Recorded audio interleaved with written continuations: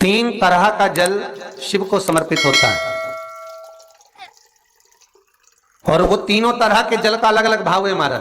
पहला जल सादा, घर से पानी लेकर गए, जल लेकर गए, शंकर को चढ़ाया, वो हमने घर का अपना एड्रेस बता दिया, भगवान शिव को जल चढ़ाकर अपने आनंद के लिए शंकर से कुछ प्राप्त कर लिया। दूसरा जल, जल के कलश में थोड़ा सा इत्र डालकर शंकर को जब समर्पित करते हैं तो महाराज घर में अगर कोई व्यक्ति बहुत रोगीला है, बहुत रोगीला, एक शिव महापुराण में, स्कंद पुराण में, नर्मदा पुराण में, भविष्य पुराण में, अग्नि पुराण में, नारद पुराण में, बरहा पुराण में, वामन पुराण में जितनी चीजें लिखी गई है एक एक प्रैक्टिकल कर कर देखो तो शिव महापुराण, स्कंद पुराण का ये भाव याद करिए कि एक लोटे पानी में इत्र मिलाकर, जल में इत्र मिलाकर, बहुत रोगीला व्यक्ति, बहुत बीमार व्यक्ति है, एक लोटा पानी उसका हाथ का स्पर्श कराकर शंकर को चढ़ाना प्रारंभ कर दीजिए। महाराज केवल 5 या 7 दिन चढ़ाओ और वो 7 दिन के बाद में उस बीमार व्यक्ति का क्रम देखिए कि उसमें कितना आराम लगा है। औषधि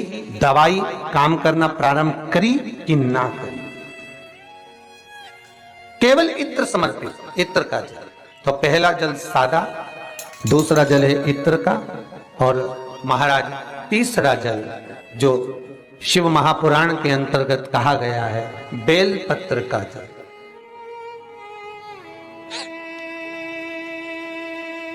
तीसरा जो जल है वो बेलपत्र का जल।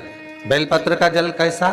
तो महाराज शिव महापुराण की कथा कहती है कि जल के पात्र में एक बेलपत्र अंदर डालकर उस जल के पात्र को ले जाकर शिव को समर्पित करना, अर्थात अपनी मन की कामना भगवान शंकर से कह देना।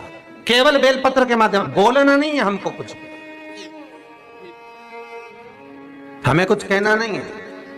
3 तरह का जल का जो व्याख्यान वर्णन किया गया, एक सादा जल जो भगवान को कहा, आपने अपना एड्रेस बता दिया, आपने अपने मन का भाव बता दिया। इत्र का जो जल चढ़ाया गया वो केवल रोग मुक्ति के लिए चढ़ाया गया। और तीसरा बेलपत्र, अगर उस जल में एक बेलपत्र भी पड़ी हुई है और वो बेलपत्र पड़ा हुआ जल आप जिस भाव से चढ़ा रहे हो, जिस कामना से चढ़ा रहे हो, शंकर वो कामना आपकी पूर्ण कर। इस वीडियो को लाइक करें, हमारे चैनल को सब्सक्राइब कर बेल आइकन जरूर प्रेस करें।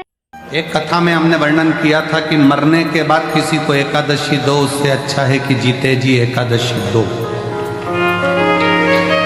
किस किसने सुना था? सबने सुना। कोई तड़प रहा है, हॉस्पिटल में पड़ा है, वो मरने के बाद पंडित जी कहेंगे कि इनको एकादशी दो, घर के बेटा बहू, कोई 5 देगा, कोई 2 देगा, कोई 3 देगा, कोई 4 देगा, कोई 8 देगा। हमारे मरने के बाद एकादशी भी हमको दूसरे दे तो मतलब ही क्या हो? अपनी एकादशी खुद ही करके चलो ना,